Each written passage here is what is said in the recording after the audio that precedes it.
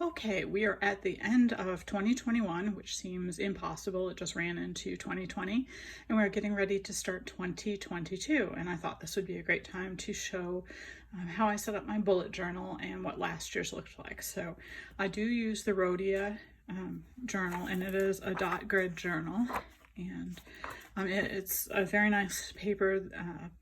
I generally don't use fountain pens on it, but they don't bleed through as much.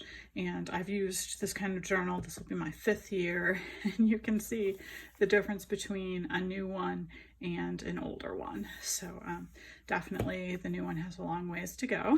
So I generally will put the date on the front, and last year I decided to put some different fun stickers on, so I've got some great new ones this year. My sister Kirsten, she sent me some really cool ones from Monty Don and Gardener's World. I could not find them anywhere. She had some done for me, so they're very cool. So generally I do have a cover page that I start with. Last year I was planning on doing more drawing and painting, so that's how I started it out.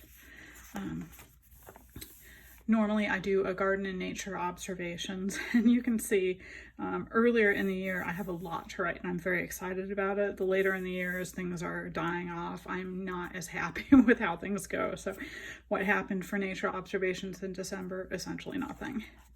We did have our first frost, but you can see here we had a flock of robins at my work in January and February. You can see that we had fireflies starting June 10th, so I like to track those things. Next up, I do track through the year who I write to. So I have a lot of pen pals and family members that I write to regularly. So I like to keep track of who I'm writing to when, to make sure that I'm not forgetting anybody or leaving anyone off.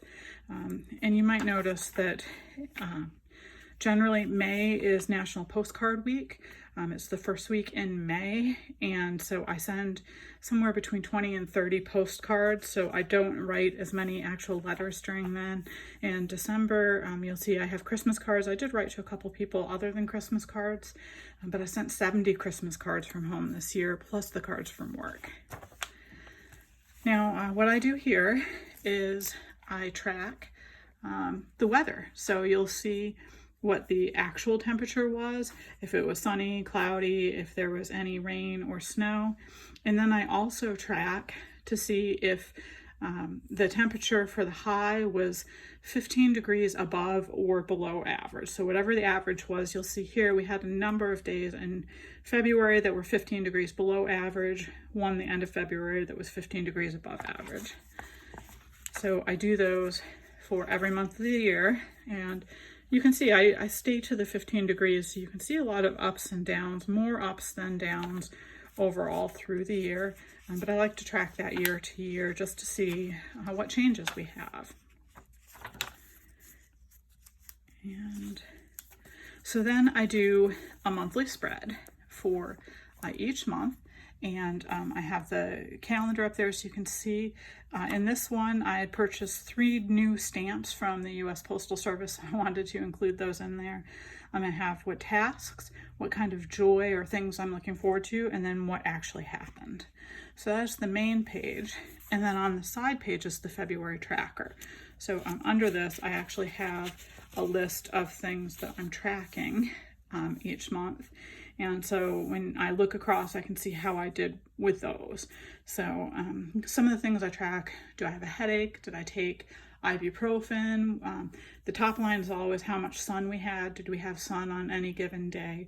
So I track a number of things. And then for each one, for every week of the month, I do a week spread. So this is a pretty typical week. I've got what my plans are for the day, any meetings. I write down the average temperature and then what the actual temperature was, so I can check that.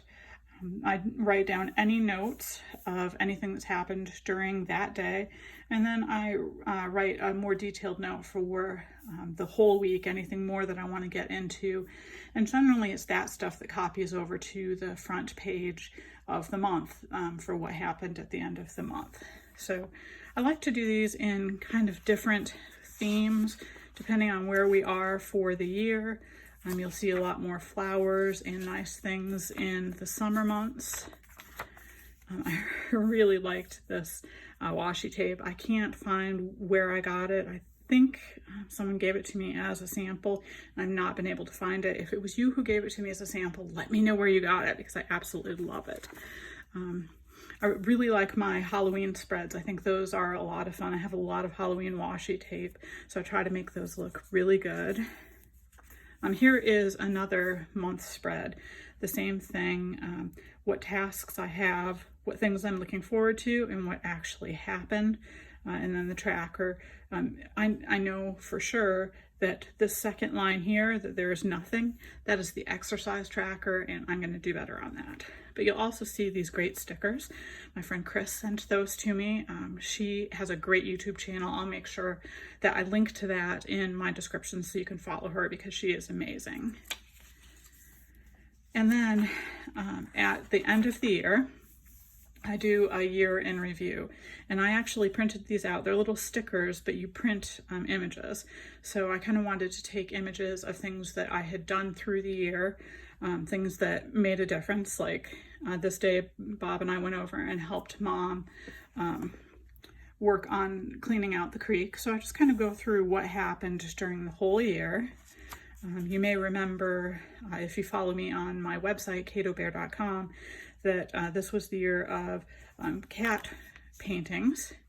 And so just some of the things that happened during the year. So then at the very back of this, and I go in reverse because you never know what sorts of things you're going to have happen during the year.